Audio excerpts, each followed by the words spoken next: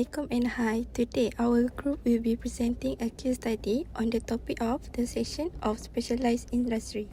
Before we proceed, I would like to introduce the members of our group. First, Salsabila, Nur Farisha Adlina, Muhammad Hakimi, Nur Alia Maisara, Nur Zakia, and Aish Razid. My name is Nur Farisha Adlina and I will start with the introduction. Taxation plays a main role in Malaysia's financial system as it provides the main source of revenue for national development, social services and economic stability. Over the past few decades, Malaysia's economy has expanded across traditional sectors such as agriculture and manufacturing into more specialized industry including oil and gas, Islamic finance, palm oil, telecommunication and the digital economy.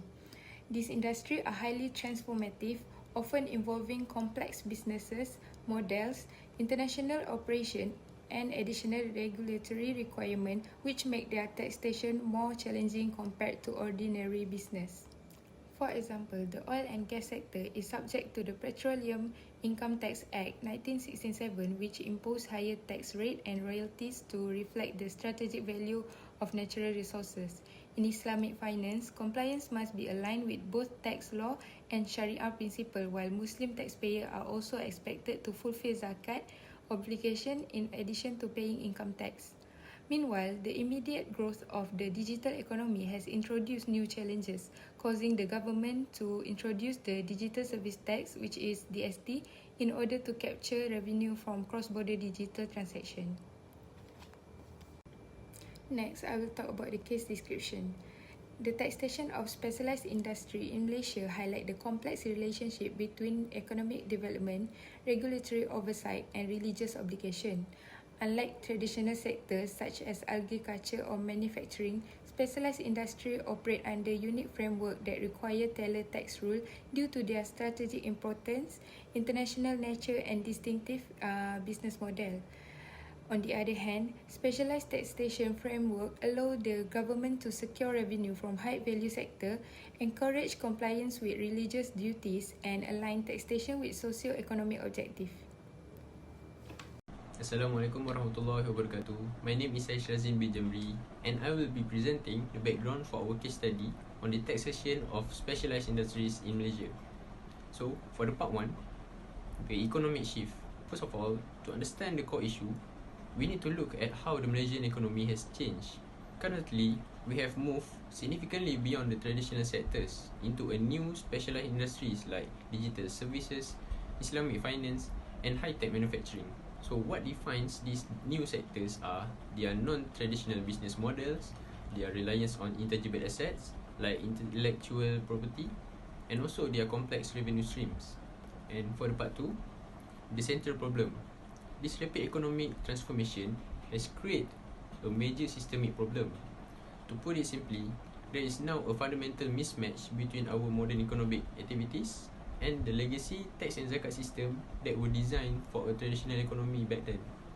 So this significant mismatch is the central tension that our report will investigate later. And lastly, for the part 3, the key players. So, who are the key players in this scenario?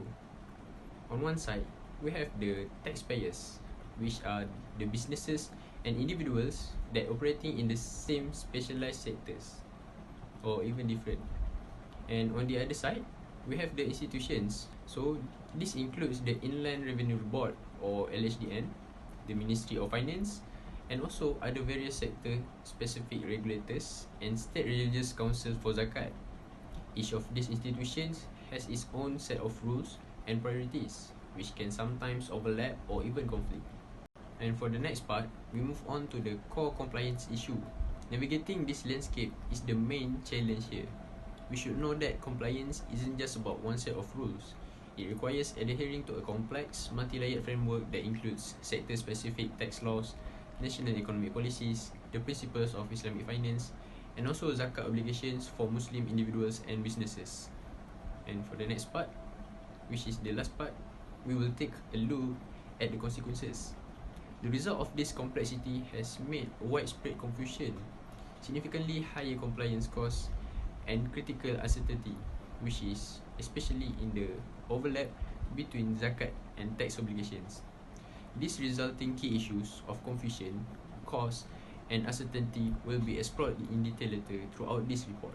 Next, I will present about key issue in taxing specialized industry, which is the first challenge is the complexity of the tax system and high compliance costs. Unlike regular companies, specialized sectors must follow additional regulation. For example, the Petroleum Income Tax Act 1967 imposed higher taxes on petroleum companies, while businesses in Islamic finance must comply with both Sharia and tax laws.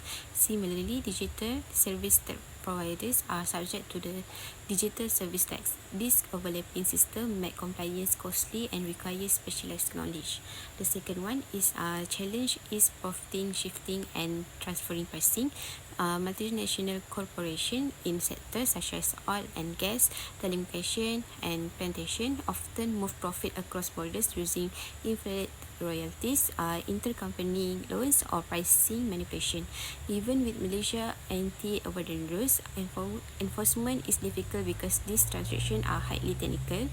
This reduces tax revenue and creates unfair competition between local and multinational firms. Third, there is the issue of the overlap between zakat and tax obligation. In Islamic finance, companies must pay both zakat and income tax. Although zakat payments can be deducted, the system is not always consistent and it rarely offsets the entire tax liability.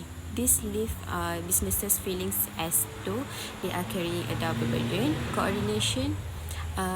They are carrying a double burden, leading to justification and calls for better coordination between tax authorities and regional bodies.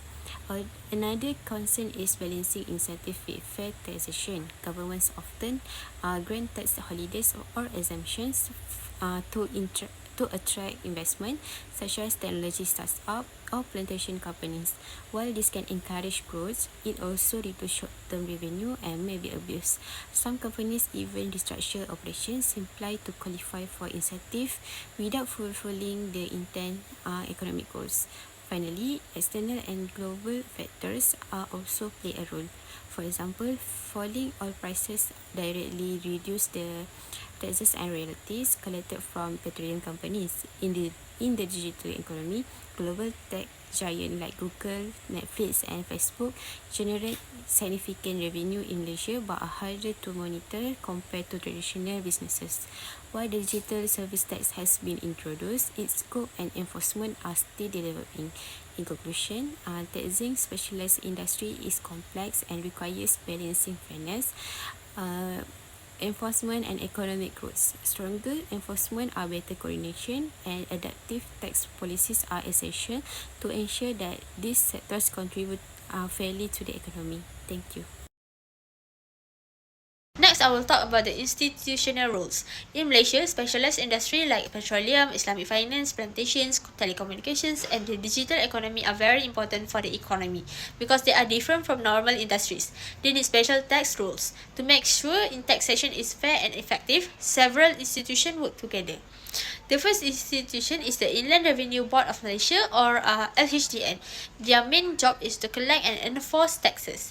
For example, in the oil and gas sector, they manage taxes under the Petroleum Income Tax Act. LHDN also checks multinational companies to make sure they do not move profit unfairly to other countries. They do audits and investigations when needed. And in the Islamic finance sector, they also work with religious authorities so that zakat can be counted as part of tax obligations. Next, we have the Ministry of Finance, or MOF. MOF is the policy maker. They design tax rules and decide on incentive for industries such as palm oil and Islamic finance. Every year during the national budget, MOF announce new policies like tax exemptions or deductions. They also represent Malaysia in international agreements like double taxation agreements to protect Malaysian business from being taxed twice when they operate overseas. We also have sector regulators and agencies that focus on specific industry. For example, Petronas and the Ministry of Energy regulate oil and gas. Bank Negara Malaysia and the Securities Commission oversee Islamic finance. The Malaysian Palm Oil Board monitors the plantation industry, and the MDEC manage the digital economy. This agency makes sure tax policies match the real needs of their industries. Another important institution is the state religious councils. In Malaysia, Muslim business can deduct zakat payments from their corporate tax, but only if the zakat is paid through official religious councils. This helps avoid double taxation and ensures fairness. Finally, the judiciary also plays a role. Courts handle tax disputes and make sure decisions are fair. For industries with complex tax laws, the courts help to give clear guidance.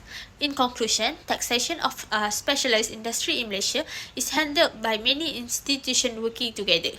LHDN enforces the tax, MOF makes the policies, sector regulators give technical guidance, religious councils manage zakat, and the judiciary ensure fairness. Together, this institution create a system that supports government revenue, business growth, and fairness to society. Hi and Assalamualaikum. My name is Nurala Maisara Jamaluddin and my matrix number is 2023 698764. Taxation is a fundamental tool for government not only to generate revenue but also to shape economic behavior and promote social welfare. While such taxation contributes significantly to national development, it also produces wide-ranging effects on society, both positive and negative. The benefits are taxing specific industries help generate consistent revenue for the government, which fund vital public service like healthcare, education, and infrastructure. These taxes also support wealth distribution, making sure wealthy industry and luxury consumer contribute a fairer share.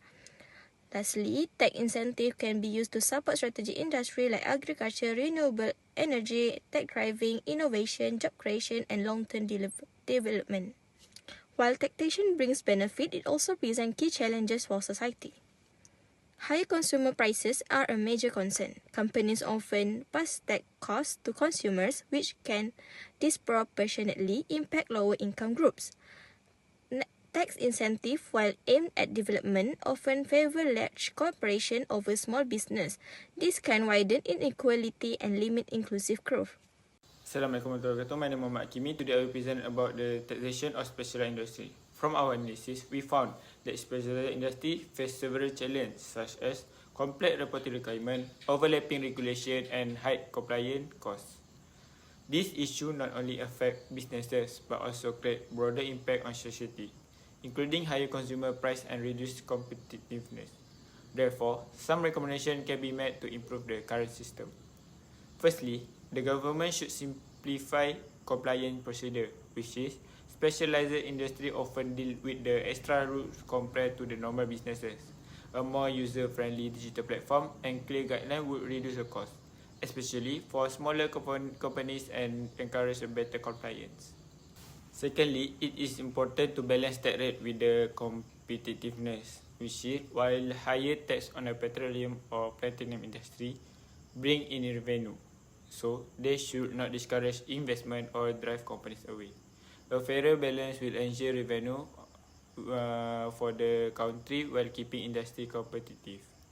So, thirdly, incentives should be designed to benefit not only large corporations but also small and medium enterprise. SMEs in area like the digital service or sustainable agriculture should also receive tax rebates or deduction so that growth is more inclusive. Lastly, coordination between institutions such as LHDN, MOF, sector regulator, and religious council should be improved. Clearer roles and stronger data sharing will avoid overlap, reduce loophole, and make the system easier for business to follow. In conclusion, taxation of specialized industries should not only raise the revenue but also support competitiveness, fairness, and sustainability. By simplifying procedure, balancing tax rate, including SMEs, and improving coordination, can increasing awareness measure and build a tax system that benefit both the government and society. That's all from me. Last but not least, for the conclusion, the taxation of specialized industry in Malaysia indicates the complexity in managing a dual system that serves both statutory and religious obligation. Specialized structures such as PITA for petroleum, export taxes for palm oil, tax neutrality for Islamic finance, and the DST for digital service reflect the government effort to adapt taxation to the reality of modern industry. At the same time, zakat remains a fundamental equalizing mechanism that helps reduce poverty and strengthen the social support.